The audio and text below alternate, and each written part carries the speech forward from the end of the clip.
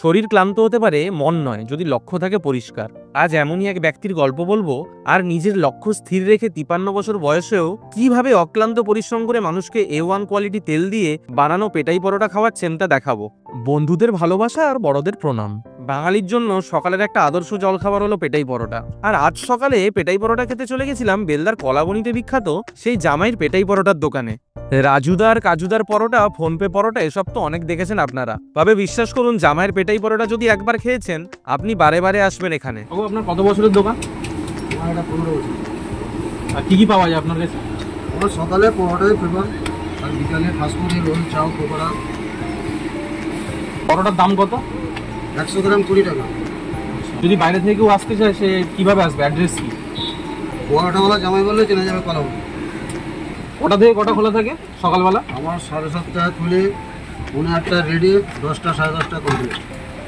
গরম তাওয়ায় যেভাবে তিনি হাত দিয়ে পরোটা ভাজছিলেন তা আপনাতেই একটা দেখার মতো বিষয়। আশেপাশের মানুষ তাকে জামাই নামে চেনে, আর সকালে দোকান খুলতে না খুলতেই মানুষ তার পরোটা খাওয়ার জন্য ভিড় জমায়। A1 কোয়ালিটি তেল দিয়ে পরোটা ভাজেন তিনি। নিজের খাবারের মান বজায় রেখে মানুষকে ভালো জিনিস দেওয়াটাই তার মূল লক্ষ্য।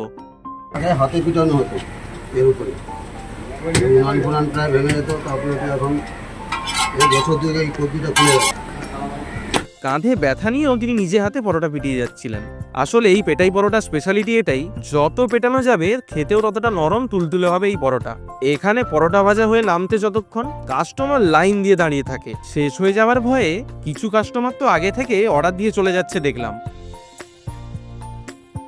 বেলদা থেকে দাঁতন যাওয়ার রাস্তায় বেলদার পরে প্রথম স্ট্যান্ড কলাবনী, আর কলাবনী PNB ব্যাংকের পাশেই রয়েছে সেই বিখ্যাত জামাইয়ের পেটাই পরোটার দোকান।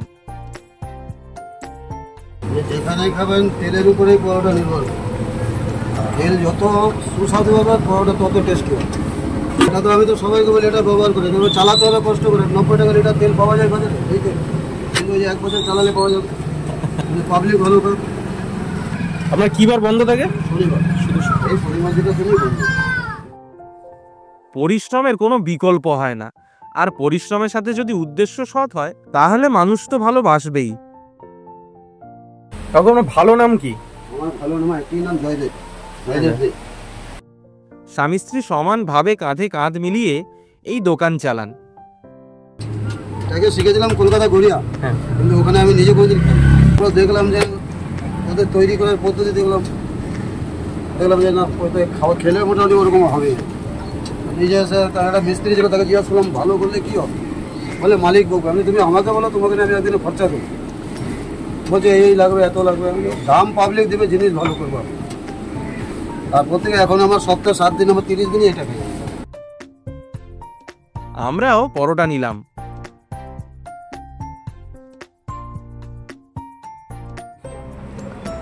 দারুণ খেতে, আর এনাদের ব্যবহার বা যেভাবে ভালোবেসে খাওয়াচ্ছেন খুব সুন্দর লাগলো। কি বলবো, একদম ঘরের রান্না মনে হচ্ছে, ঘরের রান্না খাচ্ছি।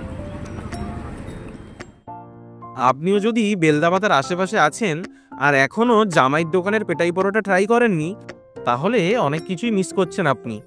Thank you for watching.